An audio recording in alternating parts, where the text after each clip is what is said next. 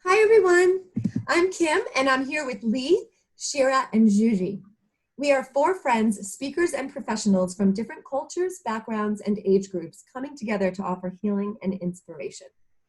I am so excited to tell you that today we have our very first guest on the show. And not just any guest, but an incredibly funny and motivating man with one unstoppable attitude. That man is Steve Rizzo, and he's got quite an inspiring story to share. With a background in comedy, he is one of the world's funniest motivational speakers. He impacts thousands of people every year through his speaking and writing to help them heal through humor. Some of you may have read his books, Get Your Shift Together, Becoming a Humor Being, and Motivate This, just to name a few. We are so excited to talk to him today. Hello, Steve. Hi. Hello, everyone. Good to see you all. We're so excited to have you on the show today. Thank you. It's great to be here. Yeah. So Steve, we are very, very excited to have you today. And we have a question that we plan on asking every guest that comes on the show. And you happen to be our very first guest. So here it goes. Are you ready? Yeah. What is the best compliment that you have ever received?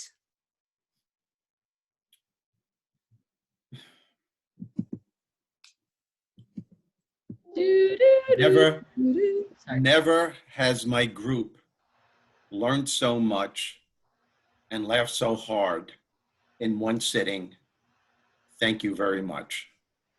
Wow, I just got to chill. Love it. But there's another one too. There is another one. They come in different forms, and it's hard to answer that. But the best thing, someone says to me, I really laughed so much and I needed to, but most of all, you made an incredible difference in my life.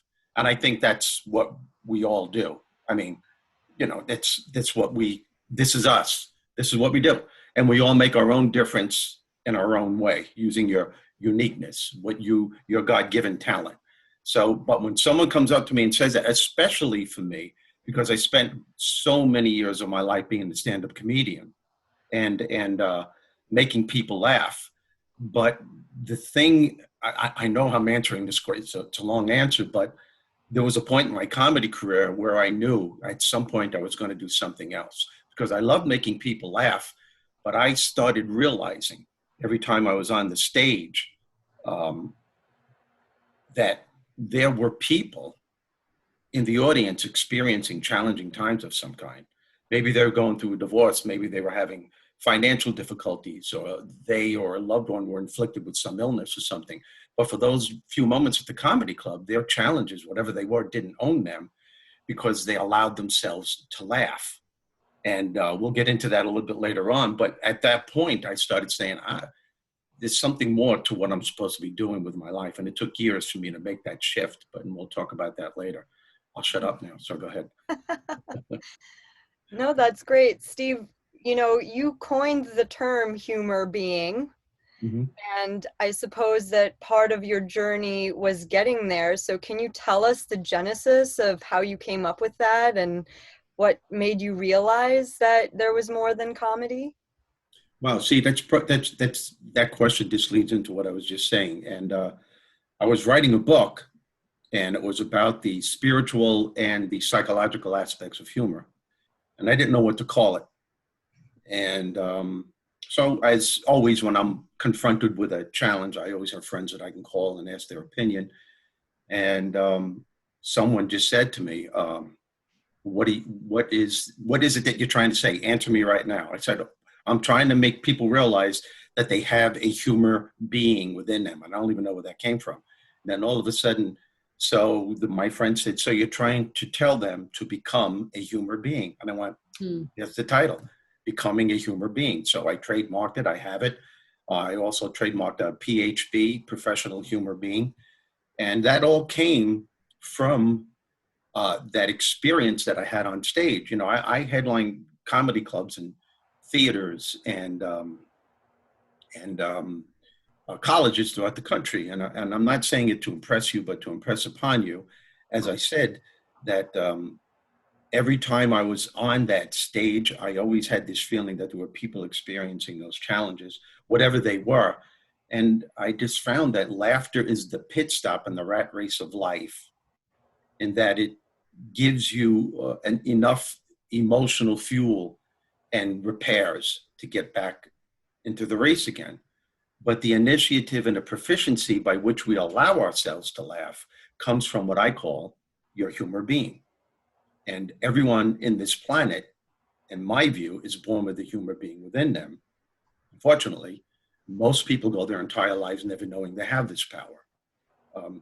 Your humor being is of your higher self. It is a part of you that brings out the best in you when times get really tough. And I believe what your humor being can give you more than anything else is peace of mind and emotional stability. It gives you that few seconds before you decide to give up, to jump back into the race again. Unfortunately, too many people get too caught up in the crap of life that they don't understand that they have this power, let alone how to tap into it and make it work for them. So one of my jobs, one of my responsibilities or my goal is to make people know that they have this power. And the more that you use it, the more it becomes a part of who you are. And the easier your life becomes. It doesn't make your challenges go away, but it helps you to work through your challenges with more emotional stability. And it gives you that hope to take that extra step. And I have been absolutely blessed to meet people, incredibly famous people, who claim that if it wasn't for their sense of humor, that's funny the way you do that. If it wasn't for their sense of humor, see, that's why you need a sense of humor. I'm just laughing my ass off right now. That's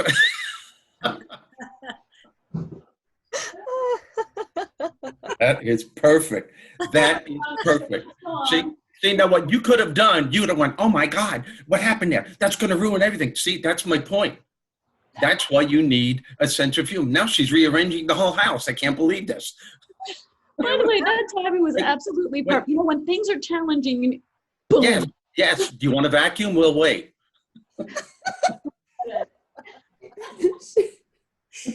I can't believe she's doing it. Sit down. No, there's like a whole puddle back there. We'll edit it out. It's fine. You know, you just see your humor being, what a perfect time for that segment. See, to me, that's a higher power intervening with this. That's perfect. You know, I'm going to bring a little story into this. This is what I witnessed many, many years ago. I just gave a program. I was in Austin, Texas, and I gave a program for a group.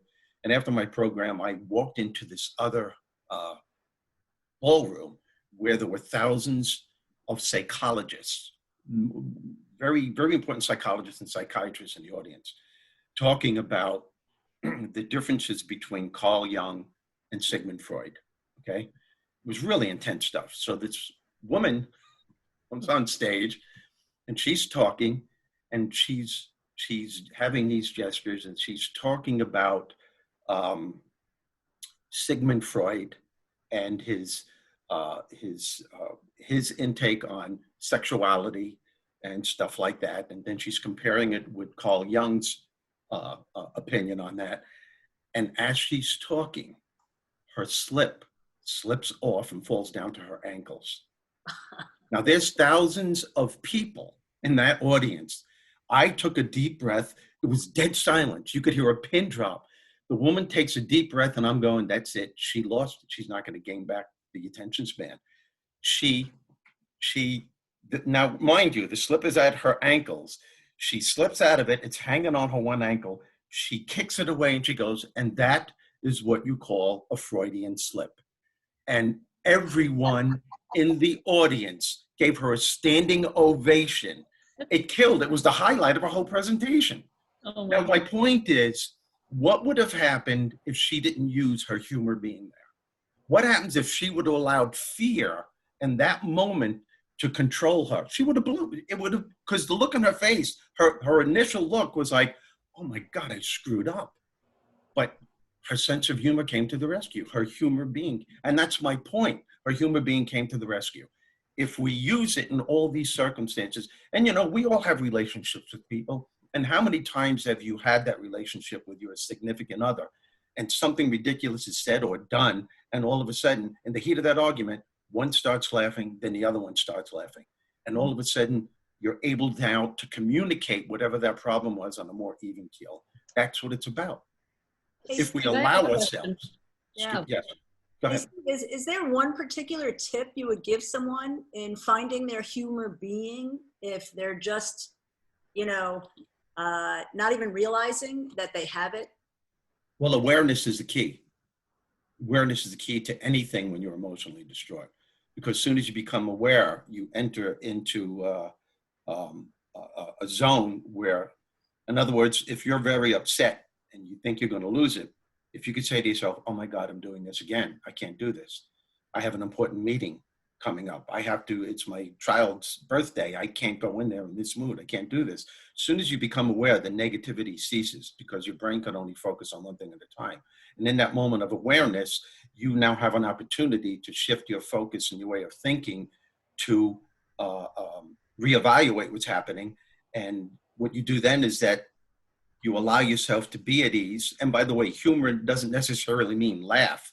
It also means just putting you in a healthier state of mind. So your humor being isn't all about ha, ha, ha, ha. It's all about, man, I have stuff to do today. If I take this mood with me, it's not going to be conducive for me being creative or productive or enjoying the process. So once you become aware, you have other alternatives on how to respond to this situation. And you gradually shift your focus and way of thinking to things that will gradually make you feel better, especially if you say, what if I take this with me to the next thing in my life that has to be done? It's not going to work. And all of a sudden, your brain just starts shifting into that other aspect, on shifting your focus to other aspects of your life that can make you gradually feel better.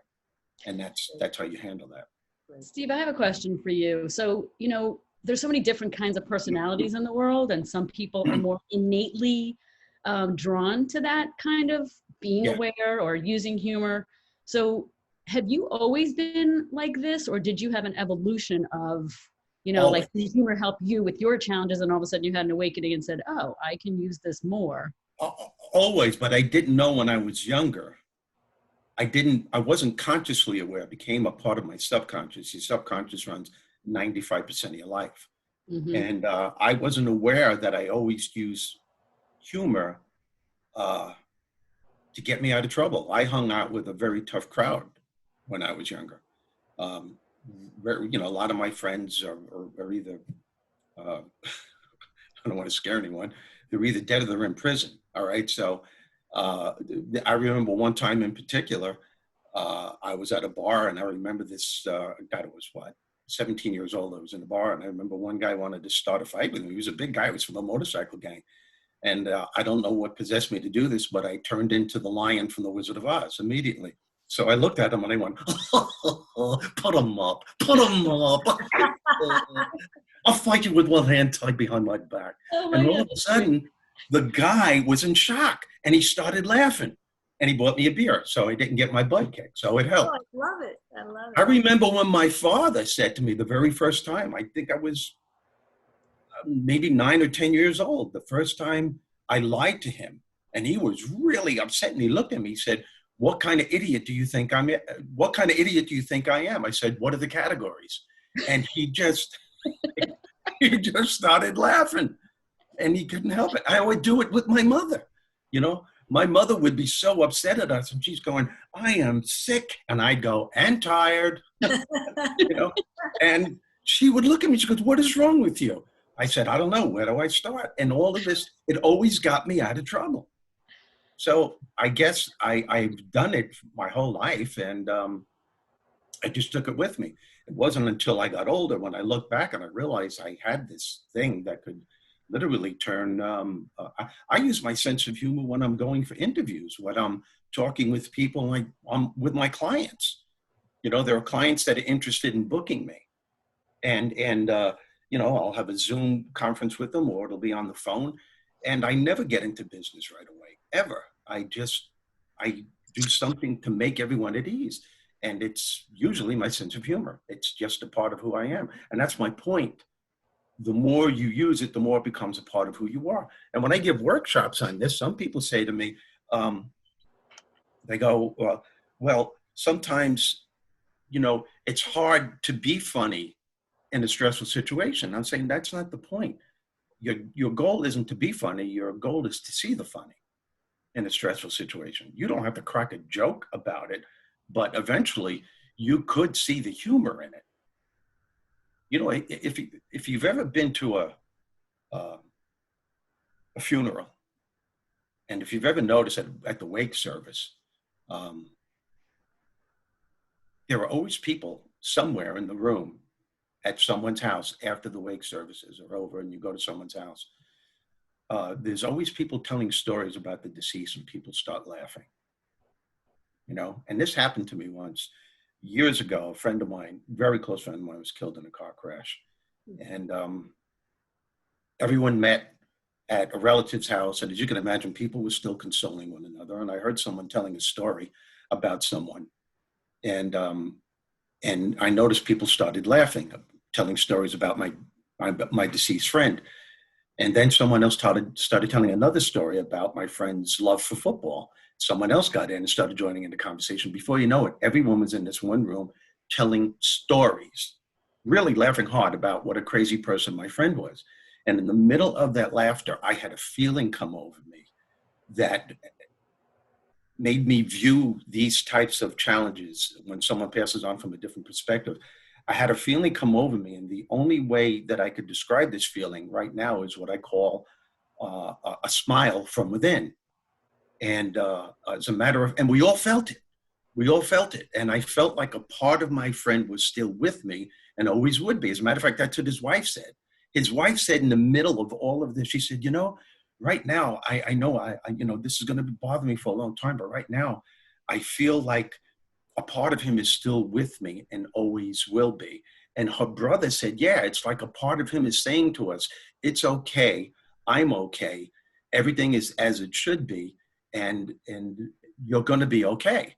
And we all felt it. And I believe that was our humor beings coming together, letting us know that we all move on in life in turn, but there really aren't any goodbyes. There are only good memories if you choose.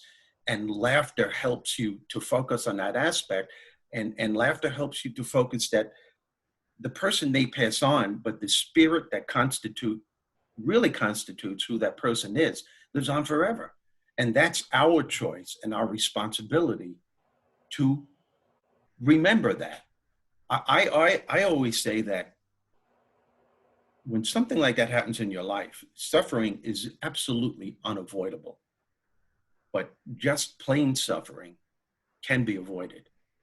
And that's where your humor being comes in. It truly is of the spirit. It's one of the greatest gifts that God ever gave us. And what good is a gift if you don't use it? It's really a gift. It's one of the greatest gifts ever.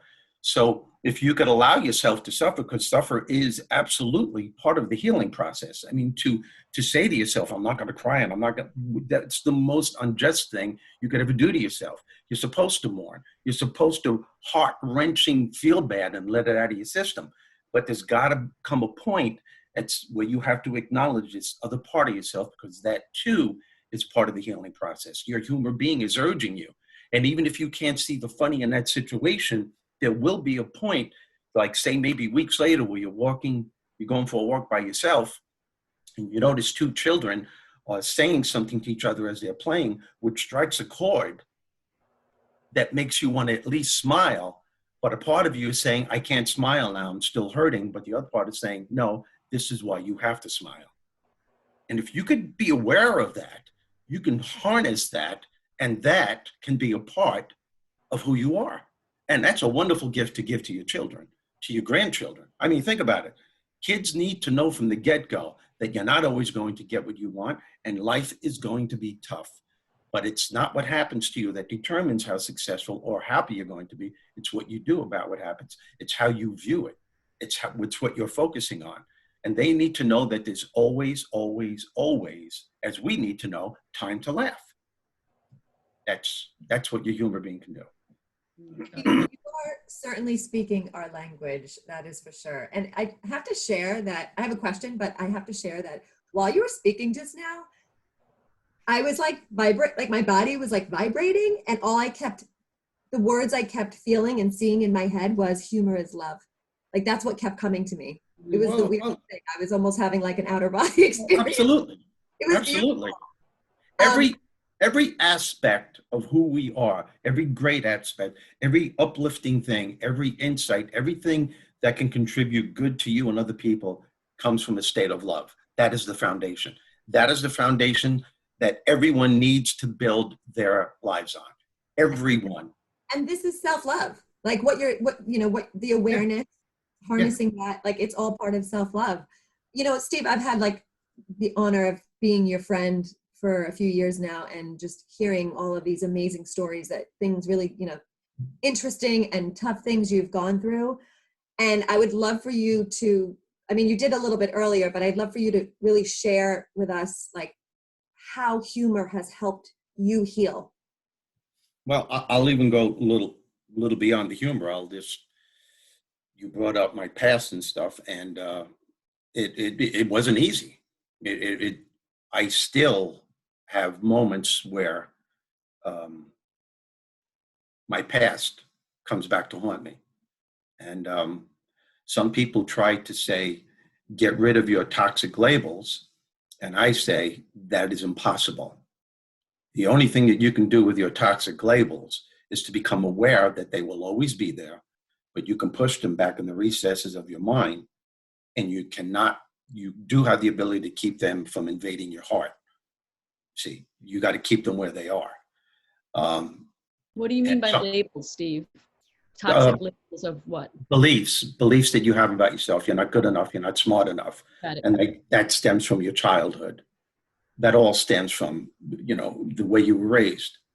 When I believe everything started in my life when I look back at my life to find out why it wasn't working. The first thing that came to my mind was in eighth grade. I was in a guidance counselor's office with my mom and dad in eighth grade. I was only 14. The guidance counselor was supposed to prepare me for my high school years and what curriculum to take to prepare me for when I left school and what was I going to do in the world. So the counselor asked me what I wanted to do. And at that time, there were no computers. There was only files that he had. He didn't even really know my name. And he said, what do you want to do when you get out of high school? And I said, I want to be a teacher.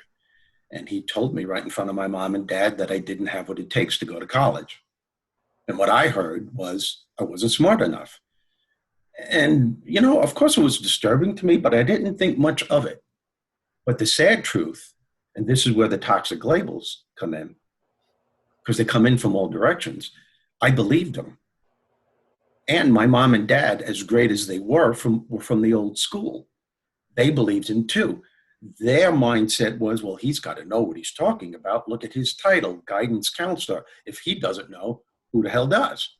So not only did I let this man tell me what I couldn't do with my life, and it was a solidified belief, I allowed him to tell me what he thought I should do with my life.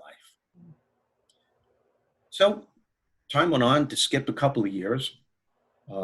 As a matter, it was that type of negative labeling that molded the next few years of my life, because it wasn't just that one incident, it was others. And that's when I started hanging out with the tough crowd, because I wanted to be appreciated. I wanted to fit in. And my sense of humor, I noticed that the tough guys loved me because I was funny, and they really embraced me for that. I mean, we really were good friends. Some of them are with me today, and I would do anything for them. We were the few that were able to escape the clutches of negativity. So then in my senior year, this was a clincher, I think. I had a part-time job my senior year in high school as being a custodian in the school after school. It was a great job, great money. And my job was to clean all of the offices, the guidance counselor, the principal, assistant principal. And I guess it was around April, I saw these papers, a stack of papers on the desk. And I looked at them, and those were the papers that were going to be implemented in the yearbook, you know, and they have you voted least, voted most likely to succeed, right? Best hair, class clown, best personality. Well, I saw the list that said least likely to succeed, and there were about 12 people on it, and I was at the top of the list. Oh my. My classmates voted me that. That was the upper hierarchy of the, you know, the high honor students. And I looked at it and I went, it never made it to the yearbook. The teachers wouldn't allow it, by the way. Okay, I found that out. But the damage was still done. So, and when I got out of high school, those labels, negative toxic labels, became my belief. My philosophy in life for a great many years of my life was don't try and you can't fail. And success is for other people. And apparently I'm not going to be one of them. I did wind up going to college 5 years after high school because of my older brother, Michael, who's 100% disabled from the Vietnam War, the only man in medical history that ever survived that wound. And when he said he was going to go to college, when he got out of the hospital, he was in the hospital for 7 months, and he was 95 pounds. He saw the turn my life was making, and he was like my second father in many ways. And he told me, you need to wisen up. And when he went to college, he had to go at night because he didn't have the grades in high school. He did go at night. He graduated with straight A's, and then he went full time. So his first semester, he started excelling and he started getting into the groove. And when he saw where my life was going, he took me by the hand. He said, you're going to go to college with me, and you're going to sit in all my classes for 2 weeks. And you're going to decide as to whether you're going to go to college or not. And he goes, if I can do this, you can. I sat with him in all the classrooms. I was really scared. I was really, really scared. But I figured I could handle this because it's not really me in college. It's him, and I'm just sitting with him. So when he asked me what I thought, I said, this is pretty cool. And he goes, good, follow me. I said, where are we going? He says, I'm signing you up for next semester. I said, no, you're not. And he looked at me and he said, yes, I am, and you're doing it. And he signed me up. He signed me up for 4 classes, an art class, easy classes, a music class, a history, and an English class. I did it. I sat there. I remember going home with tears in my eyes, going there, driving to Suffolk Community College with tears in my eyes, petrified that I wasn't smart enough. And make a very long story short, I did it. And then I went to CW Post. I graduated with high honors with a 3.87 average in English, a minor in psychology, education, and a master's in theater arts. As a matter of fact, my theater arts master's degree was paid for by the college, and they let me live. They created a room for me to live in the theater, because I excelled in theater and I was leading all the plays and all that kind of stuff. But that was a complete turnaround. That was because of my brother. But those toxic labels come back with a vengeance. And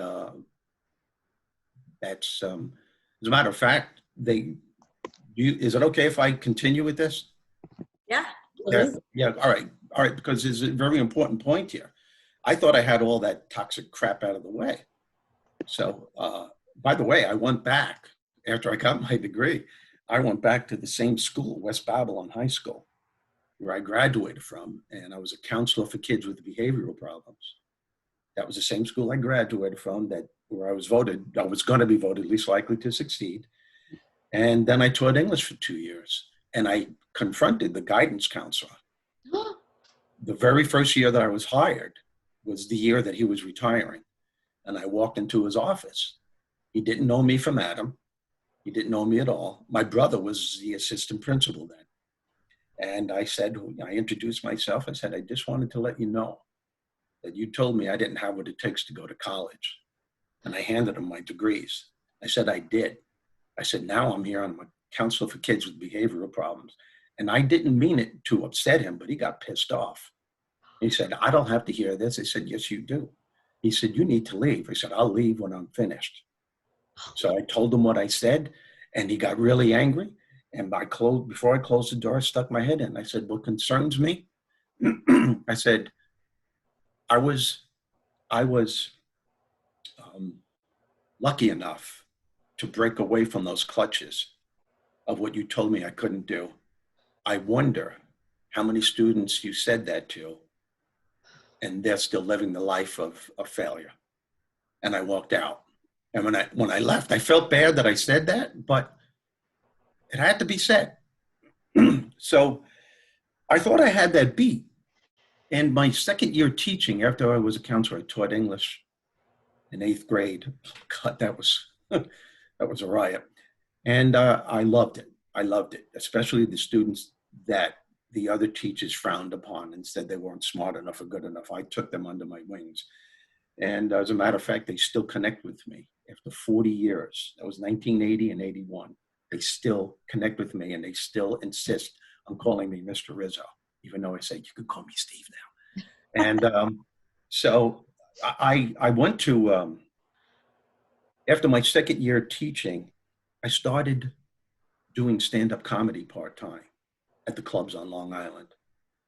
And I was kicking ass. I was doing really good. And I just started, but I was honing in on my humor being from all those years. My humor being didn't even come into existence yet, that phrase.